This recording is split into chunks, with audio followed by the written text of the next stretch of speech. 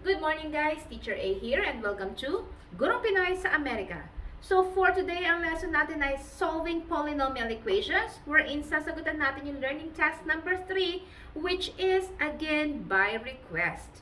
So meron na namang nag-send sa atin, nag-PM sa atin sa ating FB page Gurong Pinoy sa Amerika by Teacher A ng lesson na gustong paggawa ng tutorial video. So eto na siya ngayon. Okay? So let's start. Number 1. So, learning task number 3, perform as instructed. So, number 1, find the roots of 3x plus 1 times x plus 1 times x minus 1 is equal to 0. So, madali lang to. Ang gagawin lang natin is yung kada binomial na naka-parenthesis, i-equate lang natin siya sa 0 and then solve for x. So, yung first one is 3x plus 1 equals 0. Yung pangalawa ay x plus 1 equals 0. And then yung pangatlo ay x minus 1 equals 0. So, after equating each sa 0, let's solve for x. So, to, we have 3x. Si positive 1, i-transpose sa kabila, magiging negative 1. And then to solve for x, para mawala si 3, divide both sides by 3. Para ma-cancel out siya, matitira ay x equals negative 1/3. So that is our first root. Second root, solving for x, dito sa second, x equals, i-transpose si positive 1, magiging negative 1. So, ayun na siya. X equals negative 1. Yung pangatlo, same thing. X equals, i-transpose si negative 1. Pag nilipat, mag-change na sign, magiging positive. So, therefore, third root ay x equals 1. So, therefore, the roots or zeros are negative 1/3, negative 1, and positive 1. So, ganun lang siya kasimple. Next, number 2. So, we have here, find the zeros of the polynomial equation x to the 4th plus 2x cubed minus 13x squared minus 14x plus 24 is equal to 0. So, itong given na to, medyo mahaba yung solution. Okay? Pero tiyagaan lang, madali lang siya. Just do it step by step. Okay? First step, kunin natin yung P over Q. Okay, P over Q. So, yun yung factors ng ating last term divided by the first. So, this is 24, yung constant term natin. And then, we have here 1. So, 24 divided by 1 is just 24. So, ano ba yung mga factors ng 24? We have positive negative 1, positive negative 2. Kapag sinabing factors, ano yung mga numbers na pwedeng i-multiply sa another number na 24 ang lalabas. And then, positive negative 3, positive negative 4, positive negative 6, positive negative 8, positive negative 12, and positive negative 24. So, ang dami nating pwedeng i-try. Pero kung mapapansin nyo yung ating polynomial, x to the 4th, so ang highest exponent natin ay 4. That means 4 na zeros yung hinahanap natin. So, sa dami na to, 4 lang ang sagot. Okay? So, try natin sila isa-isa. Let us try first positive 1. So, sa pag-try, ang gagamitin kong method ay synthetic division. Kasi kapag nag-0 yung remainder, yung ating depressed equation, iyon na yung gagamitin natin para sa susunod na pag-try natin ng iba pang factors na mas madali na, mas maikli. Okay? So, let us try positive 1. So, 1 here. Using synthetic division, naka-arrange na siya, highest exponent down to the constant term. Kunin natin isa-isa yung mga numerical coefficients. X to the 4th, ang numerical coefficient niya ay 1. 2x cubed, that's 2. And then we have here negative 13, followed by negative 14. And then we have 24. Yan. Synthetic division, line tayo dito. Bring down the first term, the first number I mean, that's 1.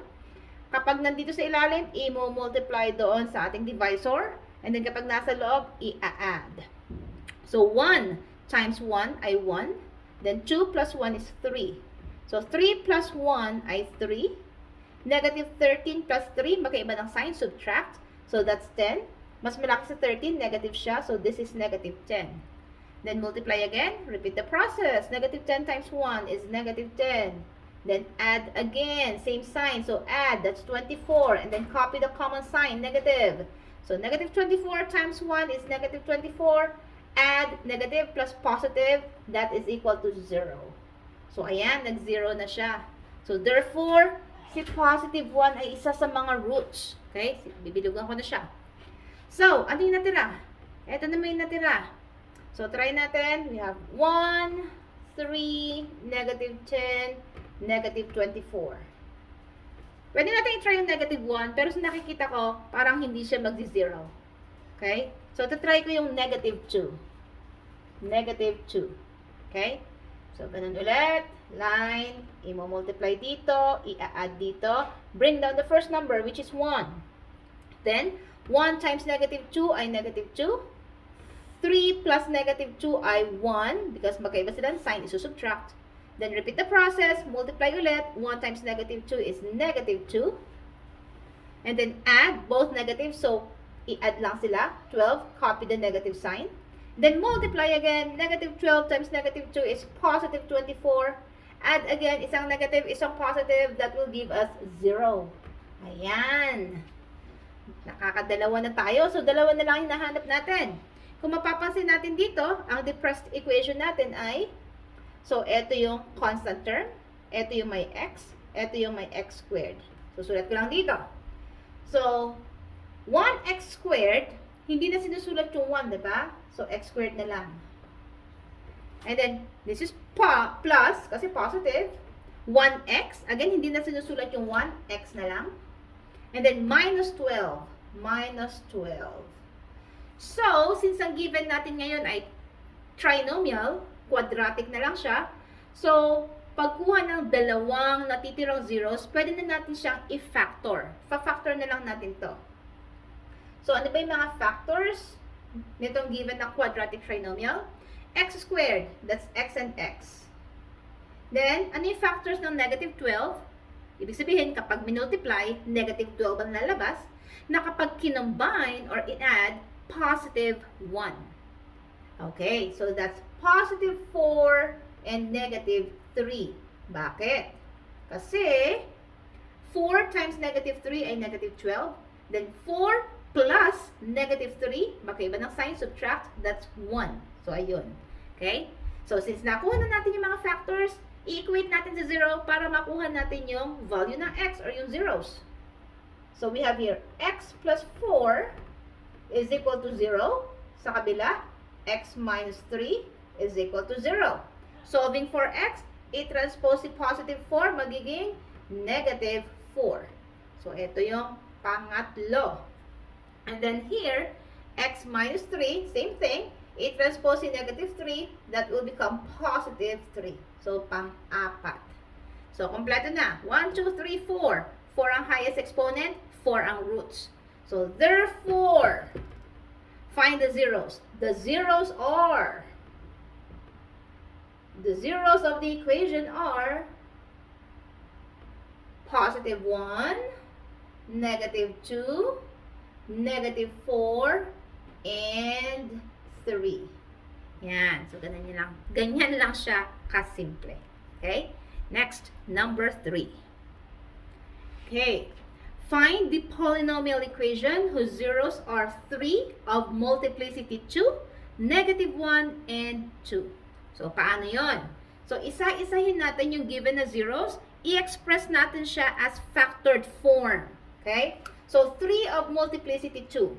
So, that's yung x equals 3. Ang factored form niya ay x minus 3. Okay? Bakit? Kasi x minus 3, kapag in-equate natin siya sa 0, solving for x equals, i-transpose si negative 3, that will become positive 3. So, ayun siya. Okay? Shortcut, kunin lang natin yung opposite na sign. So, this is positive 3, factored form niya, negative. If it is negative, factored form niya, positive. Okay? So, yun na ba yun? Not yet. Kasi nakalagay dito, multiplicity 2. Ibig sabihin, dalawang 3 yun. So, dalawang 3 ang zeros, therefore, dalawang x minus 3 yun. So, i-square ko lang to. Okay? Next, negative 1. So, kung x is negative 1, therefore, ang factored form niya ay x plus 1. Okay? And then, x is 2. Ay, ano ba yan? Itim-itim na. X is positive 2. Factored form is x minus 2. Okay? Next, pagsamasamahin natin yung mga factored form and then equals 0. So, we have here x minus 3 quantity squared. Then, we have x plus 1. And then, x minus 2 is equal to 0. Now, i-solve natin to para makuha na natin yung polynomial equation. Yung x minus 3 quantity squared, pwede natin siyang gamitin ng special product formula. This is square of binomials. Paano yon? First step, square the first term. X times x ay x squared. Second step, multiply the first by the second.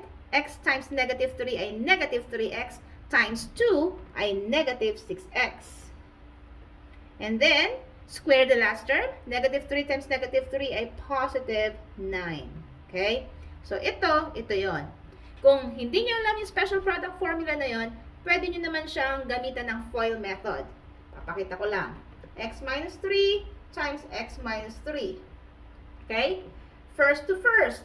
X times x is x squared. First to last. X times negative 3 ay negative 3x. And then second to first. Negative 3 times x ay negative 3x. Then last to last. Negative 3 times negative 3 ay positive 9.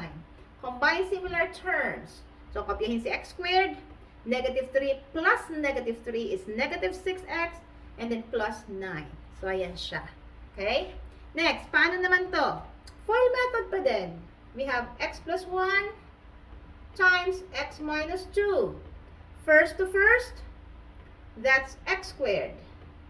First to last, x times negative 2 ay negative 2x. And then, second to first, we have 1 times x ay x. Then, last to last, 1 times negative 2 ay negative 2. Then, combine similar terms. This will give us, dito ko nasusulat, x squared, negative 2 plus 1, magkaiba ng sign, i-subtract, then negative, mas malaki, so negative x. Because it's negative 1x, hindi na sinusulat si 1. And then, kopyahin si minus 2. Equals 0. Ayan. Dalawang trinomial na lang. Paano natin siya isosolve? Ganun pa din. Use distributive property. So, dito ko na siya isosolve. We have, make na marker.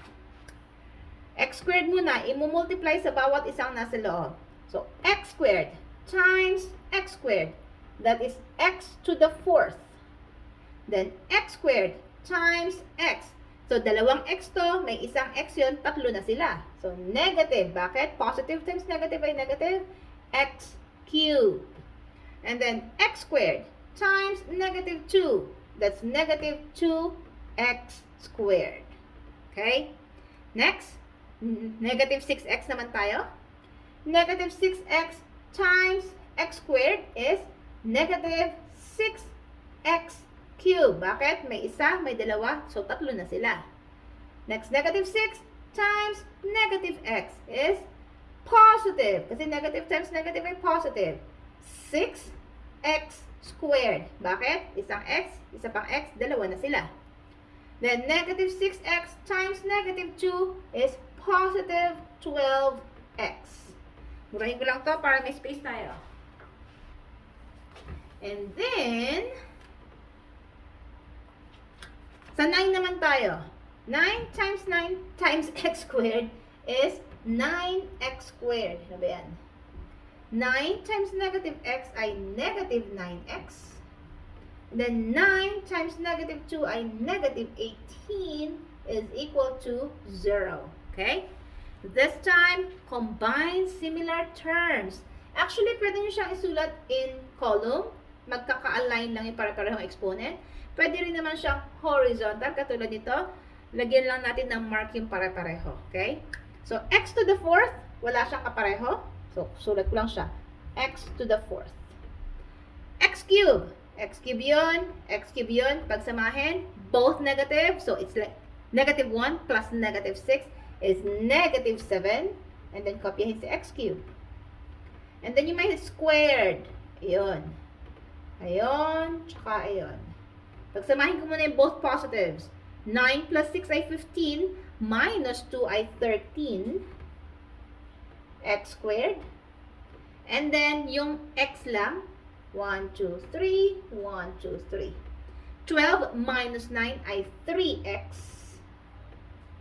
And then, natira na lang yung constant term na negative 18. And then, equals 0. Don't forget na equate siya sa 0 kasi ang hinahanap natin ay equation. Hindi lang siya polynomial. Okay?